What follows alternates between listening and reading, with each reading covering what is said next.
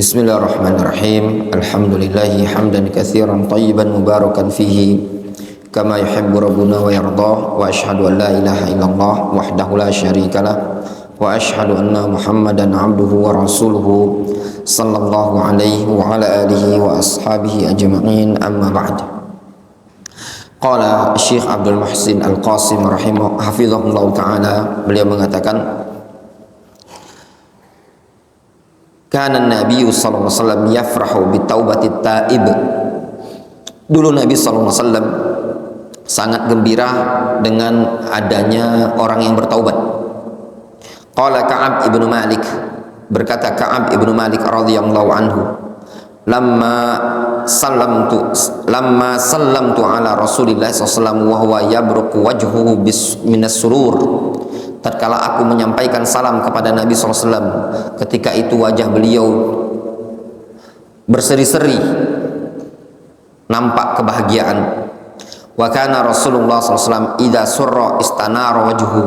Dulu Rasul kalau beliau bergembira, wajah beliau bercahaya, ya, nampak semringah. Hatta ka'annahu qita'atu qamar, sampai-sampai seakan-akan ibarat rembulan. Wa kunna na'rif dzalika minhu, muttafaqun alaih. Dan kita bisa mengenali hal tersebut dari wajah beliau. Difahami? Ini diantara kebahagiaan Nabi sallallahu alaihi wasallam. Beliau senang kalau melihat ada sahabat yang bertaubat. Ya.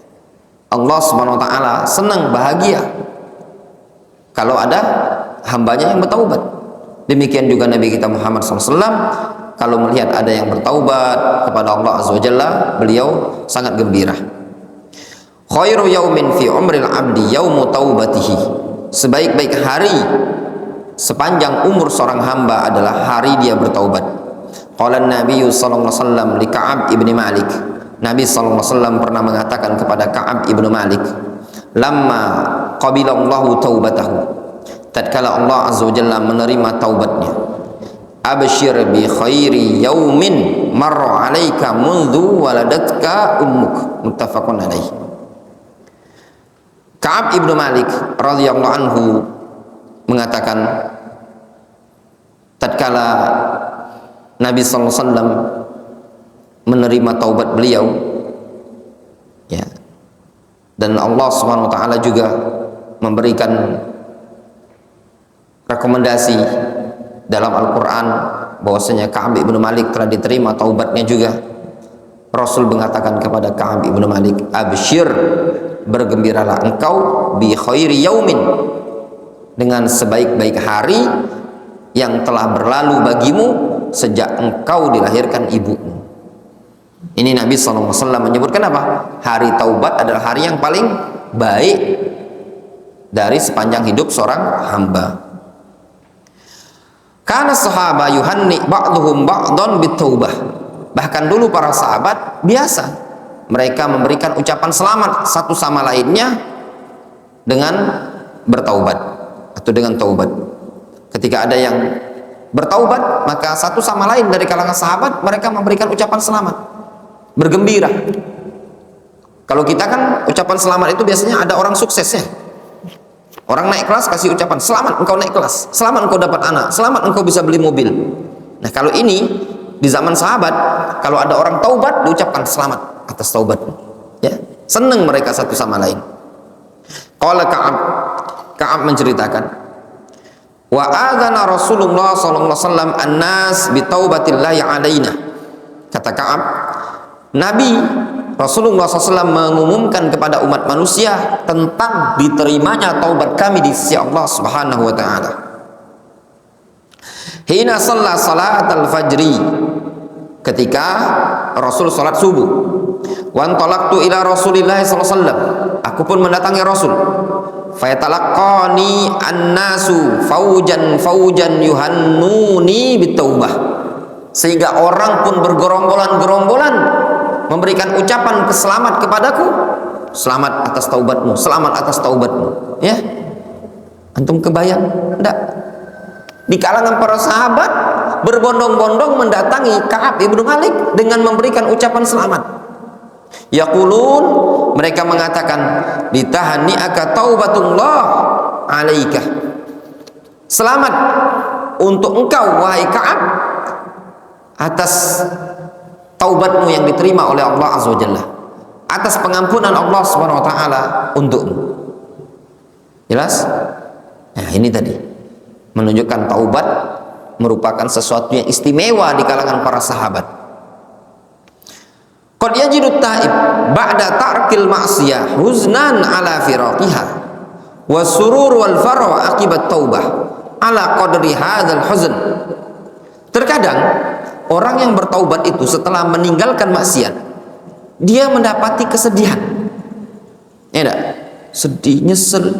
Ngapalah aku dulu begini dan begini. Nyesel, sedih dia. Namun dia akan mendapatkan juga sebaliknya, as-surur wal farah, kebahagiaan dan kesenangan akibat taubah. Setelah dia bertaubat, ala qadri hadzal huzn, sesuai dengan kadar kesedihan tadi. Fakullama kana aqwa wa asyad, kanatil farah aqwa wa asyad. Semakin kuat kesedihannya, maka akan kebahagiaannya semakin besar juga. Wa ma abha sururat ta'a ba'da zulmatil ma'siyah. Alangkah indahnya, alangkah bagusnya, alangkah berkilaunya kebahagiaan ketaatan tersebut setelah gelapnya kemaksiatan. Qala Ibnul Qayyim, Al-Imam Ibnu Qayyim mengatakan, wa hahuna daqiqatun qalla man yatafattan laha illa faqihun fi hadzal sya'n. Wahia anna kulla ta'ibin la budda lahu fi awwali taubatihi min asratin wa dhagtatin fi qalbihi min hammin aw ghammin aw dayqin aw haznin walau lam yakun illa ta'allumuhu bi firaqi mahbubihi fayandaghitu lidzalika wa yan'asiru qalbuhu wa yadhiqu sadruhu. Kata Imam Ibnu Qayyim di sini, ya, ada faedah yang daqiqah, ada faedah yang detil, ya, faedah unik. Qalla man yatafattan laha, jarang ada orang yang peka terhadap ini. Illa faqih, kecuali orang yang faqih. Illa faqih, kecuali orang yang faqih fi hadza sya'n, kecuali orang yang faqih dalam bab ini. Wahiyah, yaitu anna kulla ta'ibin, bahwasanya setiap orang yang bertaubat, la budda lahu fi awwali taubatihi min asratin wa dhaghtatin. Kata beliau, kata Imam Ibnu Qayyim, setiap orang yang taubat pasti dia akan merasakan di awal-awal taubatnya merasa terperas, tertekan di dalam hatinya, berupa kegalauan, kemurungan, sempit, kesedihan. Walau lam yakun illa ta'allumuhu bi firaqi mahbubihi. Ya. Kalau bukan yang demikian itu terjadi, atau tidak lain demikian itu terjadi, melainkan dengan sebab karena ada perpisahan dia dari perkara yang dia senangi waktu itu. Fayandaghitu lidzalika, sehingga dia merasa tertekan. Wa yan'asiru qalbuhu, merasa sempit, kayak diperes hatinya. Wa yadhiqu sadruhu, dadanya sempit. Ya benar. Orang yang banyak melakukan perbuatan dosa, dia senang berzina, senang mabuk-mabukan, senang hura-hura, senang seluruh dosa, cocok dengan hawa nafsu, dia senang. Ketika berpisah dari dosa ini tadi, merasa sempit apa enggak? Hah? Ahmad, merasa sempit enggak? Anak ngomong apa tuh? Tolong Imam Ahmad, kajian tolong diperhatikan. Ana balikkan lagi, ya. TK enggak lagi tahfidzul Quran, masuk TK. Kalau kajian pelajaran anak tolong perhatikan baik-baik, ya. Tinggal pilih pulang ke rumah atau pulang ikut TK. Enggak ada tahfidz. Untuk masuk tahfidz ada ketentuan dan syarat. Difahami? Masuk TK gratis. Serius sana.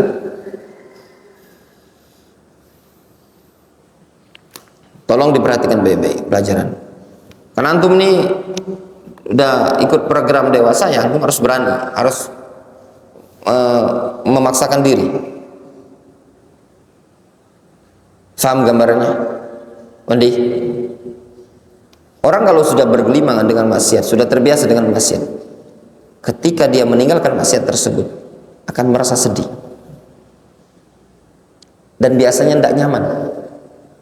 Contoh Ahmad, dia udah terbiasa sekolah, dia terbiasa bebas, terbiasa begini-begini. Ketika di pondok berat dia, apa enggak? Berat enggak? Berat. Kok kena marah Ustadz, kok gini, kerjaan gini, berat enggak? Berat.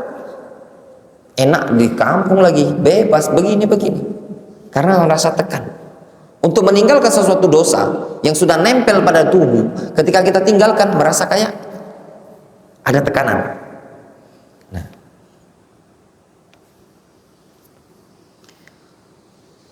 lihat kata Imam Ibnu Qayyim, fa'aktsarul khalqi raja'u minat taubah. Kebanyakan manusia justru mereka kembali dari taubat. Maksudnya apa? Setelah bertaubat mereka balik lagi, ya, rujuk minat taubah, kembali lagi, balik asal. Wa nukisu ala ru'usihim li ajli hadhil mihnah, sehingga mereka pun apa? Memutar kepala mereka, mendongakkan lagi kepala mereka, dikarenakan ujian yang seperti ini. Merasa tertekan, merasa tidak nyaman. Dia harus meninggalkan sesuatu yang tadi sudah mendarah daging, sudah nikmat, sudah mereka senangi, harus ditinggalkan, punya tekanan, tertekan. Nah, itulah yang menyebabkan orang sudah hijrah kok rasanya tidak nyaman, sudah mondok. Tadi enak kalau sekolah umum, ada kenalan cewek, pulang sekolah duduk berdua, ya, bisa nonton, main PlayStation, nongkrong sini, nongkrong situ, bisa ngedul, sarokokan juga kan, semuanya bisa dia kerjakan. Disuruh taubat di pondok pesantren, ninggal ke semua itu tadi, tertekan apa enggak? Tertekan dia. Ketika dia merasa tertekan, aduh, mendingan akhirnya kabur dari pondok pesantren, ya. Nah, itu lagi yang menyebabkannya. Wal arif al muwaffaq, orang yang bijak, orang yang mendapatkan taufik, ya'lam, dia tahu annal farha was surur wal ladza al hasila akibat taubah takunu ala qadri hadil asrah.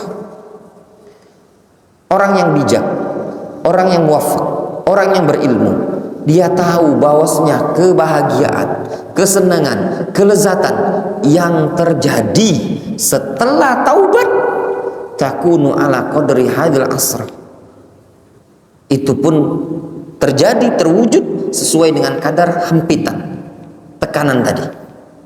Fakullama kanat aqwa wa asyad kanatil farha wal ladza akmal wa atam. Semakin kuat hempitan tadi, sempitnya tadi, tekanan tadi, maka semakin besar pula rasa bahagia yang akan dia dapatkan dan semakin sempurna pula. Difahami? Makanya orang yang bergelimang dengan maksiat, ketika dia hijrah, dia akan merasakan kebahagiaan yang luar biasa. Difahami? Nah, antum harus tahu dulu bahwasanya pada setiap kebahagiaan itu pasti ada penderitaan di awalnya. Iya pada? Fa inna ma'al usri yusra wa inna ma'al Gimana hadis? Wa inna ma'al karbi, setiap penderitaan itu ada al-farj, ya, kemudahannya seperti itu. Nah, ini yang antum harus pahami baik-baik. Jangan antum bersedih tinggalkan maksiat itu tadi. Kalau antum nanti faham akan hal ini, nanti antum akan dapat gantinya kebahagiaan. Antum akan dapat teman seperti ini, teman ini. Ngapain teman cewek itu? Cantik juga enggak? Ngdusun. Ya enggak? Nanti di sini punya kawan-kawan soleh, kawan-kawan yang baik. Ya. Wallahu ta'ala, naktafi bihadzal qadar.